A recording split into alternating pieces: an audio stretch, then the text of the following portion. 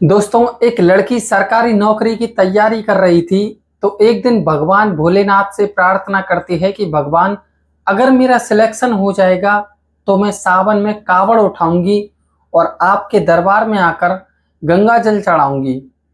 तो दोस्तों, कुछ महीने के बाद लड़की की मेहनत रंग लाती है और उसको एक गवर्नमेंट जॉब मिल जाती है। तो दोस्तों, एक दिन लड़की अपने माता पिता से कहती है कि पिताजी, मैंने एक मन्नत मांगी थी कि अगर मेरा सिलेक्शन हो जाएगा तो मैं कावड़ उठाऊंगी और जल लेकर जाऊंगी। तो इस बार सावन में भी कावड़ लेकर जाना चाहती हूँ।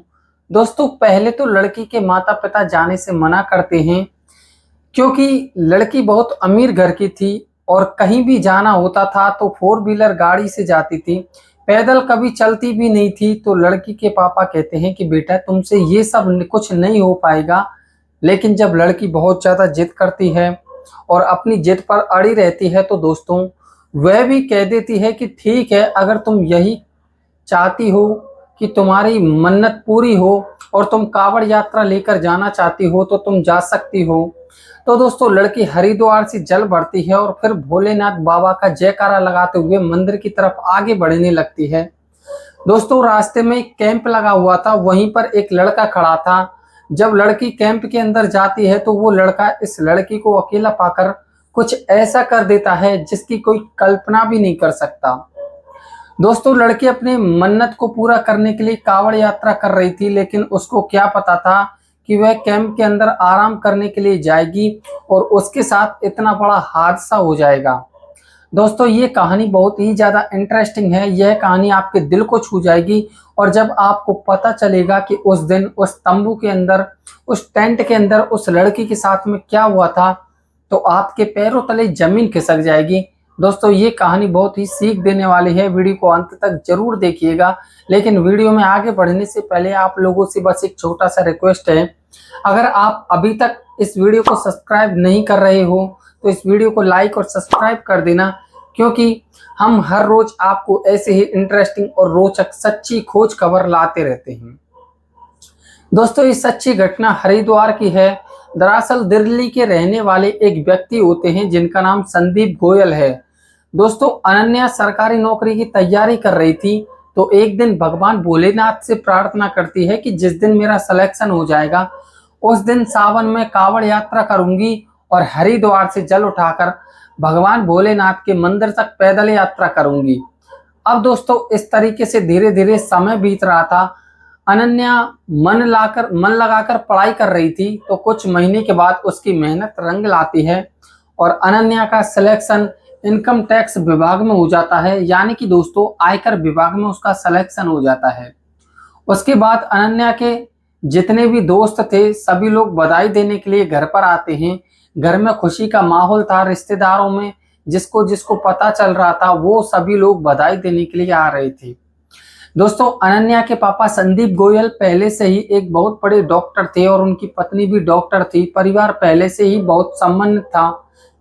रिजल्ट आने के बाद अनन्या अपने परिवार वालों के साथ जश्न मनाती है, पार्टी करती है और खूब एंजॉय करती है। उसके बाद दोस्तों, एक दिन अनन्या अपने पापा से कहती है कि पिताजी, भगवान भोलेनाथ से मैंने मन्नत मांगी थी कि अगर मेरा सिलेक्शन हो जाएगा तो मैं हरिद्वार से भोलेनाथ के मंदिर तक पैदल कावड़ यात्रा करूंगी। अब दोस्तों, ये बात सुनकर अनन्या के पिताजी को बहुत ज्यादा तकलीफ होती है, क्योंकि वह अपनी बेटी को फूल की तरह पाल पोस कर बड़ा किए थे। अनन्या के पिताजी को लगता है कि उनकी बेटी 24 घंटा ऐसे में एसी में रहती है, कभी धूप में बाहर नहीं निकलती है, कॉलेज पढ़ाई करने के लिए फोर व्हीलर गाड़ी से जाती है और फोर व्हीलर गाड़ी से कोचिंग भी जाती है, पैदल कभी नहीं चली थी। तो ये सब सोचकर उनको थोड़ा सा कष्ट होता है कि वह इतना दूर पैदल कैसे चल पाएगी, कैसे मैनेज करेगी। दोस्तों, अनन्या के पापा कहते हैं कि बेटा, तुम एक काम करो, गाड़ी से चली जाओ, क्योंकि अगर तुम पैदल जाओगी तो बहुत दूर तक पैदल चलना पड़ेगा, इतना आसान भी नहीं होगा। पहाड़ी वाला इलाका है और अगर बारिश होगी तो तुम्हारे पैर फिसल जाएंगे, तुम गिर भी सकती हो, तुमको बहुत तकलीफ हो सकती है, बहुत परेशानी हो सकती है। तो दोस्तों, लड़की कहती है कि पिताजी, कुछ भी हो जाए लेकिन मैंने संकल्प लिया है, मैं अपनी मन्नत पूरी करूंगी, मैं पैदल कांवड़ यात्रा करूंगी और पैदल जल लेकर जाऊंगी। अब दोस्तों अनन्या के पिताजी उसके सामने हार मान जाते हैं, लेकिन फिर भी घर से हरिद्वार तक अनन्या को गाड़ी से छोड़ते हैं और ड्राइवर के हाथों में कुछ पैसे देते हुए कहते हैं कि अगर रास्ते में कोई दिक्कत परेशानी होगी तो तुम मैनेज कर लेना, लेकिन मेरी बेटी को कोई दिक्कत नहीं होनी चाहिए। तो दोस्तों ड्राइवर अनन्या को लेकर हरिद्वार जाता है। अनन्या हरिद्वार के हार के पौड़ी पर जाती है और वहां पर नहाती है और हरिद्वार के गोमुख से गंगा जल भरती है और वहीं से कावड़ लेकर पैदल यात्रा शुरू कर देती है। दोस्तों जो ड्राइवर था वो धीरे धीरे पीछे गाड़ी चला रहा था और अनन्या आगे आगे चल रही थी। उस वक्त अनन्या बहुत खुश थी, क्योंकि जिंदगी में जो उसको बनना था वो वह बनना चाहती थी। उसका सपना सब कुछ पूरा हो चुका था, उसको सब कुछ मिल चुका था और सब कुछ भगवान भोलेनाथ की मदद से मिला था। इसलिए अनन्या बहुत ज्यादा खुशी खुशी कांवड़ यात्रा कर रही थी। तभी दोस्तों अचानक मौसम खराब हो जाता है, आसमान में काले बादल छा जाते हैं और ऐसा लग रहा था जैसे कुछ ही देर के अंदर बहुत तेज बारिश होने वाली है। लेकिन दोस्तों इसके बावजूद भी अनन्या रुकती नहीं है, बल्कि कांवर लेकर चलती रहती है और सोचती है कि अगर चाहे कुछ भी हो जाए, तूफान आ जाए, लेकिन मैं कांवर बीच में कहीं नहीं रखूंगी। दोस्तों थोड़ी देर पैदल चलने के बाद अचानक बारिश भी होने लगती है और बारिश इतना तेज होती है कि सभी श्रद्धालु पूरे तरीके से भीग जाते हैं। दोस्तों अनन्या के साथ बहुत सारे कांवड़िया चल रहे थे, बहुत बड़ा काफिला था, तो उनके साथ साथ अनन्या भी चल रही थी। तभी दोस्तों अचानक अनन्या का पैर फिसल जाता है और उसके पैरों में मोच आ जाती है। दोस्तों कोई केला खाकर सड़क पर छिलका फेंक दिया था, तो उस छिलके के ऊपर अनन्या का पैर पड़ जाता है। वो गिरने ही वाली थी, तभी पीछे से एक लड़का उसको पकड़ लेता है और उसके कावड़ को भी पकड़ लेता है। दोस्तों वो लड़का कहता है कि बहन जी आप ठीक तो है ना? अनन्या कहती है कि भाई मैं ठीक हूँ, अगर आप यहाँ पर नहीं आए होते तो मैं गिर जाती, मेरा कावड़ भी टूट जाता। तो लड़का कहता है कि कोई बात नहीं बहन जी, लेकिन हमें लग रहा था कि आपके पैरों में बहुत गहरी चोट लगी है, मोच आ गई है। थोड़ी ही दूरी पर एक सेवा शिविर लगा हुआ था, चलिए वहां पर चलकर थोड़ा आराम कर लीजिए। दोस्तों वो लड़का अनन्या को एक सेवा शिविर कैंप के अंदर ले जाता है और दर्द का स्प्रे वगैरह लगाकर उसके पैरों में मारता है, गर्म पानी से उसके पैरों को धोता है। और दोस्तों अनन्या उसका यह भाव देखकर, उसका ये स्वभाव देखकर बहुत ज्यादा प्रभावित हो जाती है। उसका ये प्यार और अपनापन देखकर बहुत ज्यादा खुश हो जाती है। अनन्या पूछती है कि तुम्हारा नाम क्या है? तो वो लड़का अपना नाम मंजीत बताता है। वो कहता है कि बहन जी मेरा नाम मंजीत है और मैं हरिद्वार का रहने वाला हूँ। मेरे परिवार में कोई नहीं है, सिर्फ मेरी बूढ़ी माँ है और मेरी माँ बहुत बीमार रहती है। मैं हमेशा अपनी माँ के साथ रहता हूँ और मेरे पिताजी नहीं हैं और हमारे पास खेती बाड़ी भी नहीं है। बस किसी भी तरीके से हम लोग अपना गुजर बसर करते हैं। तो अनन्या पूछती है कि तुम्हारी माँ को क्या हुआ है? तो मंजीत कहता है कि मेरी माँ कई सालों से बीमार है, इलाज करते करते मेरा सारा पैसा खत्म हो गया है, लेकिन मेरी माँ ठीक नहीं हो रही है और हमारी मदद करने वाला भी कोई नहीं है। मैं सिर्फ अपनी माँ की वजह से कोई अच्छा काम भी नहीं कर पाता हूँ। मैं सोचता हूँ अगर मैं शहर काम करने गया तो मेरी माँ अकेली पड़ जाएगी, उसकी देखरेख कौन करेगा? तो अनन्या कहती है कि अभी तुम्हारी शादी नहीं हुई है क्या? तुम मंजीत अभी नहीं, मेरी शादी नहीं हुई है, अभी मैं पढ़ाई कर रहा हूँ, मंजीत कहता है। लेकिन इसी चक्कर में फंस गया हूँ, अगर मैं नौकरी करने चला जाऊंगा तो मेरी माँ का देखभाल कौन करेगा? अब तो मेरे पास सबसे बड़ी समस्या यह है कि मेरे माँ का इलाज कराने के लिए मेरे पास पैसे भी नहीं हैं। अब दोस्तों ये बात सुनकर अनन्या कहती है कि आपकी माँ कहाँ पर रहती है? तो मंजीत कहता है कि मेरी माँ गांव में रहती है और यहाँ से लगभग 10 किलोमीटर की दूरी के अंदर जाना पड़ेगा। वहाँ पहाड़ियों के बीच में एक छोटा सा गांव है, वहीं पर मेरी माँ है और वहीं पर मेरी माँ रहती है। अब दोस्तों अनन्या इस बात को सुनकर थोड़ा सा मायूस हो जाती है और सोचती है कि अगर देखो आजकल के ज़माने में कैसे बेटे हैं जो अपना समय गंवाकर अपने परिवार की देखभाल करते हैं, अपनी माँ के लिए जीते हैं। तभी दोस्तों मंजीत एक बुजुर्ग व्यक्ति को रोककर उनका पैर धोने लगता है, उनके पैरों में मलहम लगाने लगता है, उनके पैरों की मालिश करने लगता है ताकि थकान दूर हो जाए। और जो लोग चाय पीने वाले थे जो चाय पीने के शौकीन थे उनको चाय बनाकर पिलाता है। ये सब कुछ देखकर अनन्या मंजीत से बहुत ज्यादा प्रभावित हो जाती है। अनन्या को कहने लगती है कि संसार में सेवा से बढ़कर कुछ नहीं होता है। उसके पिताजी डॉक्टर हैं, उसकी मम्मी भी डॉक्टर हैं, वो भी एक सेवा का भाव है। लेकिन फिर अनन्या यह भी सोचती है कि मेरे पिताजी के पास इतना पैसा, इतनी प्रॉपर्टी है, लेकिन वह कभी इस तरीके से लोगों की सेवा नहीं करते हैं। अब दोस्तों यही वो पल था जब अनन्या का मन पूरे तरीके से बदल जाता है। अनन्या की नौकरी आयकर विभाग में लगी थी, तो अनन्या उसी दिन भगवान भोलेनाथ पे कसम खाती है कि मैं किसी भी गरीब आदमी को नहीं सताऊंगी और ना ही किसी से रिश्वत लेकर काम करूंगी। जो भी नौकरी करूंगी पूरी ईमानदारी से करूंगी और सेवा और भाव के साथ करूंगी। दोस्तों थोड़ी ही देर के बाद अनन्या फिर से कांवड़ उठाती है और कई किलोमीटर सफर तय करने के बाद फाइनली भोलेनाथ के मंदिर तक पहुंच जाती है। बड़ी सदा के साथ जल अर्पित करती है और भोलेनाथ से यह कामना करती है कि कभी मेरी वजह से गरीब को दुख ना हो, कभी मेरी वजह से किसी गरीब को कष्ट ना हो। भगवान भोलेनाथ से यही प्रार्थना करती है कि भगवान मुझे जिंदगी में इतना सक्षम बना देना कि मुझे किसी से रिश्वत ना लेना पड़े और गरीब लोगों को सताना ना पड़े। दोस्तों जब अनन्या दर्शन कर लेती है तो पता नहीं उसके मन में क्या आता है। वो सोचती है कि चलो एक बार चलकर मंजीत से मिल लेते हैं।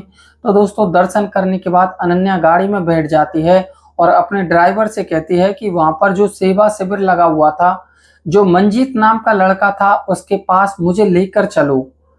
तो ड्राइवर कहता है कि ठीक है मैडम। उसके बाद ड्राइवर अनन्या को लेकर मंजीत के कैंप के पास जाता है। तो अनन्या देखती है कि मंजीत उस वक्त एक बुजुर्ग आदमी के पैरों को धो रहा था और मरहम लगा रहा था। दोस्तों वहां पर लगभग 8 से 10 लोग बैठे हुए थे, उनको चाय पिला रहा था। दोस्तों अनन्या गाड़ी में बैठकर सब कुछ देख रही थी। जब वो श्रद्धालु वहां से चले जाते हैं, जब सेवा शिविर खाली हो जाता है, तो अनन्या गाड़ी से नीचे उतरती है और मंजीत को देखकर पास में जाती है। तो मंजीत उसको देखकर तुरंत पहचान जाता है और कहता है कि मैडम आप अच्छे से बाबा के दर्शन कर लिए हैं ना। तो अनन्या कहती है कि हाँ, भोलेनाथ की कृपा से बहुत अच्छे से दर्शन हो गए हैं। अनन्या कहती है कि मैं अब दिल्ली जा रही थी, तो मैं सोचती थी कि तुमसे मिलकर जाऊं। पता नहीं दोबारा मुलाकात होगी कि नहीं होगी। तो दोस्तों मंजीत कहता है कि मैडम आपने बहुत अच्छा किया है। अनन्या कहती है कि मंजीत, इंसान पैसे से बड़ा नहीं होता है, बल्कि इंसान दिल से बड़ा होता है।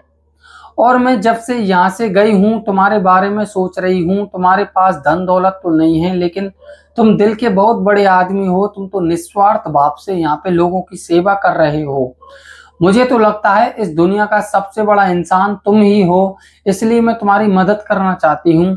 तो मंजीत कहता है कि नहीं मैडम, मुझे किसी से मदद नहीं चाहिए और मैं किसी से उम्मीद भी नहीं करता हूँ कोई मेरी मदद करेगा, कोई मुझे पैसा देगा। अगर सेवा करना आप चाहती हैं तो निस्वार्थ भाव से यहाँ पर बैठकर लोगों की सेवा कर सकती हैं, कावड़ियों की सेवा कर सकती हैं। मुझे पैसा रुपया कुछ नहीं चाहिए। तभी दोस्तों ड्राइवर अपने मालिक को फोन करता है, यानी कि अनन्या के पापा को फोन करता है और कहता है कि मालकिन जल अभिषेक कर चुकी है, लेकिन पता नहीं इसके दिमाग में क्या बैठ गया है।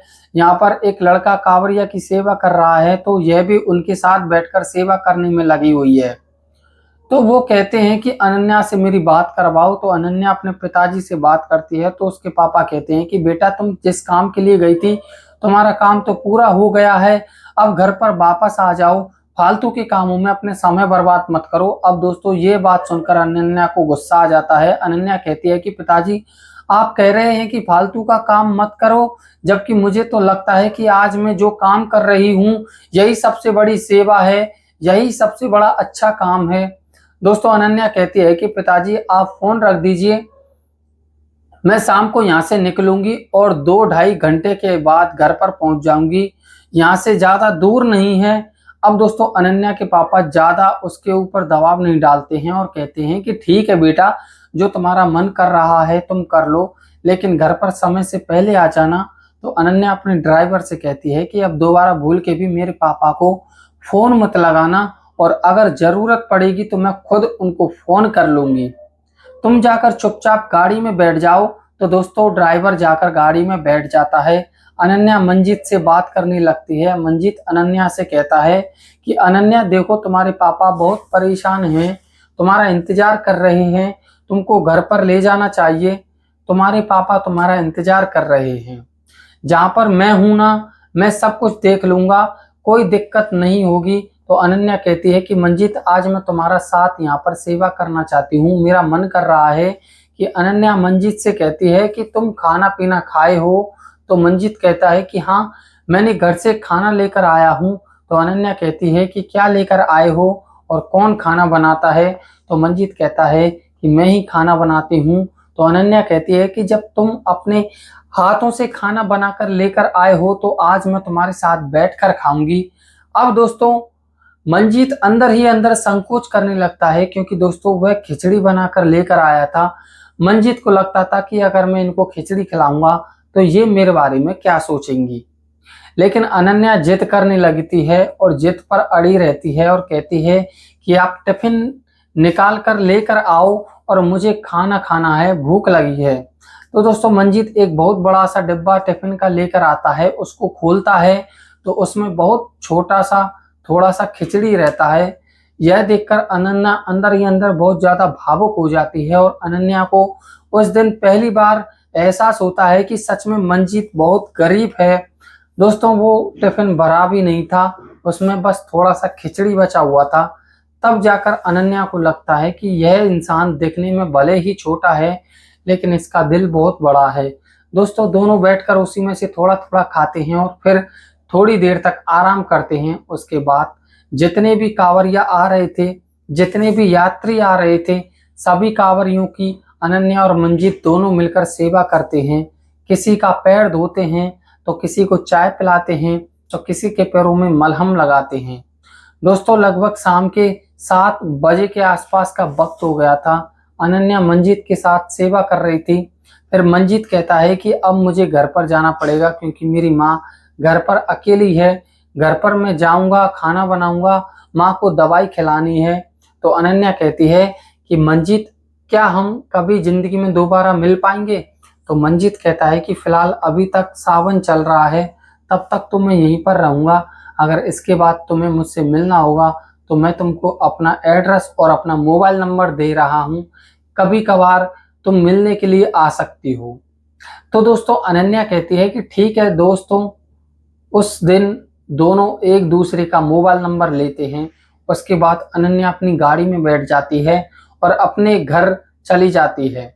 दोस्तों, उसका जो दिल था वो मंजीत के पास छूट चुका था। मंजीत घर पर जाने के बाद खाना बनाता है और माँ को दवाई खिलाता है और रात के 10 बजे के आसपास अनन्या भी दिल्ली पहुंच जाती है। उस वक्त घर पर अनन्या की मम्मी बैठी हुई थी, तो पूछती है कि बेटी, कांवड़ यात्रा कैसी रही, दर्शन कैसा हुआ? तो अनन्या कुछ अपनी माँ को बताती है। तभी दोस्तों, अनन्या के पिताजी घर पर आ जाते हैं और कहते हैं कि बेटी, तुम तो जल चढ़ाने गई थी, लेकिन रास्ते में क्या करने लगी थी?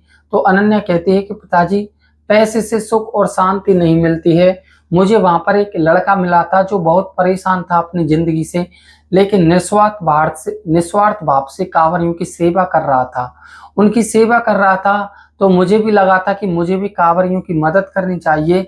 दोस्तों, अनन्या अपने पिताजी से मिलने के बाद कमरे में चली जाती है, लेकिन उस दिन उसको नींद नहीं आ रही थी और वो बार बार मंजीत के बारे में सोच रही थी और मंजीत उसके दिमाग में बार बार घूम रहा था। तभी अनन्या मंजीत को फोन करती है, तो मंजीत फोन नहीं उठाता है।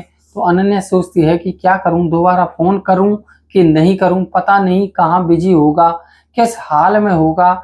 दोस्तों, लगभग आधे घंटे के बाद खुद उधर से मंजीत फोन करता है। तो दोनों एक दूसरे से फोन पर बातचीत करते हैं, एक दूसरे का हाल चाल लेते हैं।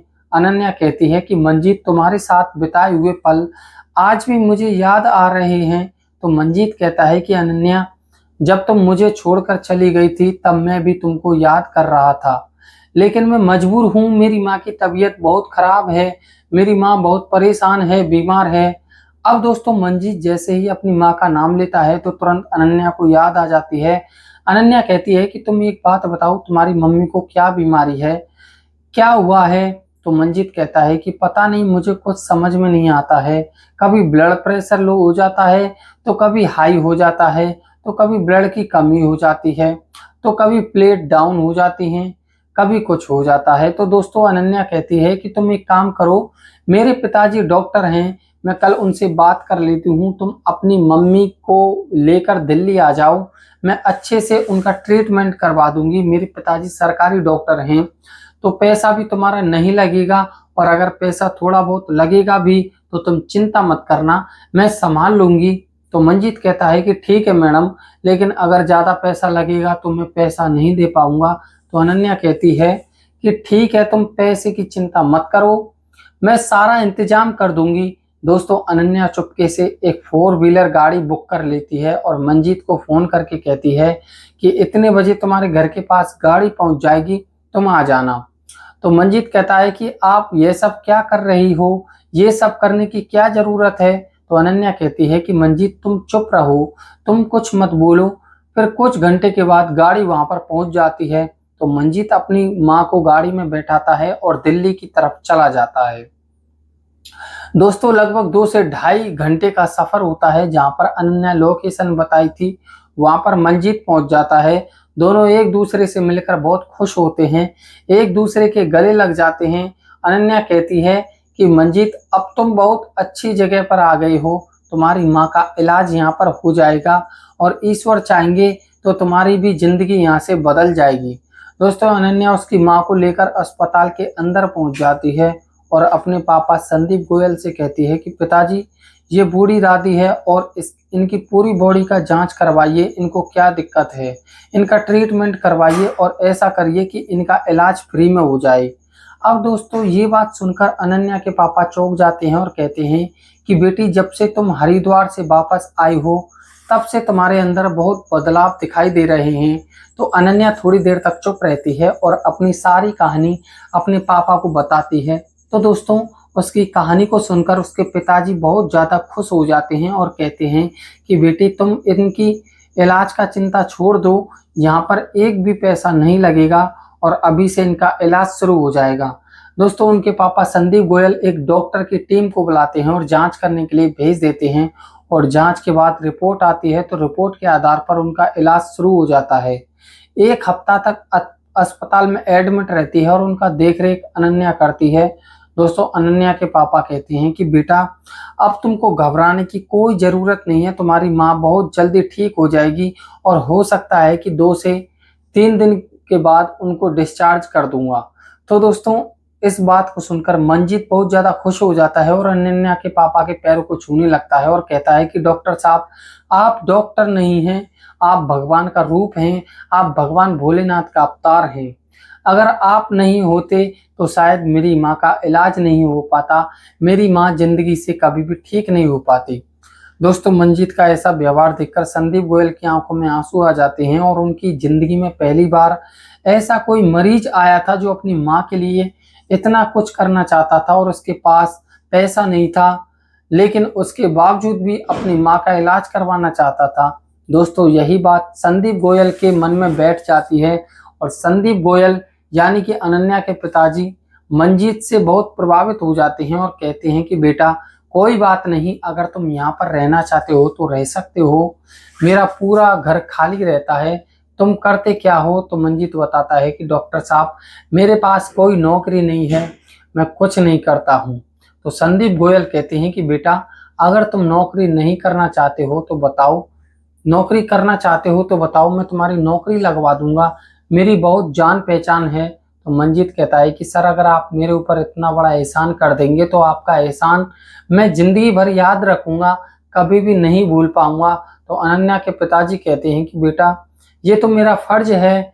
दोस्तों कुछ दिन के बाद मंजीत की मम्मी ठीक हो जाती है तो मंजीत वहीं पर रहकर नौकरी करने लगता है और धीरे धीरे समय बीत रहा था और कहीं ना कहीं अनन्या और मंजीत एक दूसरे से प्यार करने लगे थे। तो एक दिन अनन्या मंजीत से कहती है कि मंजीत अब मैं तुमको अपने दिल की बात तुमसे कहना चाहती हूँ। तो मंजीत कहता है कि हाँ कहो क्या बात है। तो अनन्या कहती है कि मंजीत पता नहीं क्यों जब हम दोनों मिले थे अब अलग होने का मन ही नहीं करता है, मैं खुद को रोक नहीं पाती हूँ, मैं तुमसे प्यार करने लगी हूँ। अब दोस्तों ये बात सुनकर मंजीत कहता है कि यही हाल तो मेरा भी है, मुझे तो लगता है कि शायद मैं सिर्फ तुमसे प्यार करता हूँ, लेकिन तुम भी मुझसे प्यार करती हो, लेकिन मैं सोचता था कि तुम सरकारी नौकरी करती हो, बड़े घर की बेटी हो, इसलिए मैं कुछ नहीं कह पाता था। अब दोस्तों इस बात को सुनकर अनन्या की आंखों में आंसू भर आते हैं। अनन्या उसको गले से लगाकर रोने लगती है। अब दोस्तों अनन्या इस रिश्ते के बारे में जब अपने पापा संदीप गोयल को बताती है तो पहले वह थोड़ा सा गुस्सा होते हैं, लेकिन फिर कहते हैं कि बेटी मैं तो सोच रहा था कि तुम्हारी शादी मैं किसी सरकारी नौकरी लड़के से करवाऊंगा, तुम्हारी शादी किसी आईएएस पीसीएस से करवाऊंगा, लेकिन जब तुमको यही पसंद है, जब तुम्हारी यही इच्छा है, तो मैं किसी के प्यार के बीच में नहीं आना चाहता हूँ। तुमको जो अच्छा लग रहा है तुम करो। अब दोस्तों इस तरीके से जब कुछ महीने का वक्त गुजर जाता है तो बड़े ही धूमधाम से मंजीत और अनन्या की शादी हो जाती है। तो अनन्या के पापा संदीप गोयल मंजीत के लिए अपनी तरफ से एक बड़ा सा बिजनेस उसको चलाने के लिए गिफ्ट कर देते हैं। तो मंजीत बिजनेस को संभालने लगता है और यह भी अपनी जिंदगी में बहुत आगे बढ़ जाता है। दोस्तों आज मनीष के पास खुद का अपना घर है, अपना बिजनेस है, महंगी महंगी गाड़ियां हैं और आज मंजीत अपने जीवन में बहुत तरक्की कर चुका है। तो यो दोस्तों यह थी मंजीत और अनन्या की कहानी, दिल को छू लेने वाली कहानी। अगर ये कहानी आपको पसंद आई हो तो इस वीडियो को लाइक और एक प्यारा सा कमेंट जरूर कर देना और दोस्तों हमारे चैनल को सब्सक्राइब कर देना। आप लोग कहाँ कहाँ से कहानी को सुन रहे हैं, आप लोग अपना नाम अपनी जगह का नाम कमेंट बॉक्स में जरूर बताइएगा, क्योंकि हम हर वीडियो में आपका नाम जरूर लेते हैं। फिलहाल आज की इस वीडियो में इतना ही। आप सभी लोगों का बहुत बहुत धन्यवाद।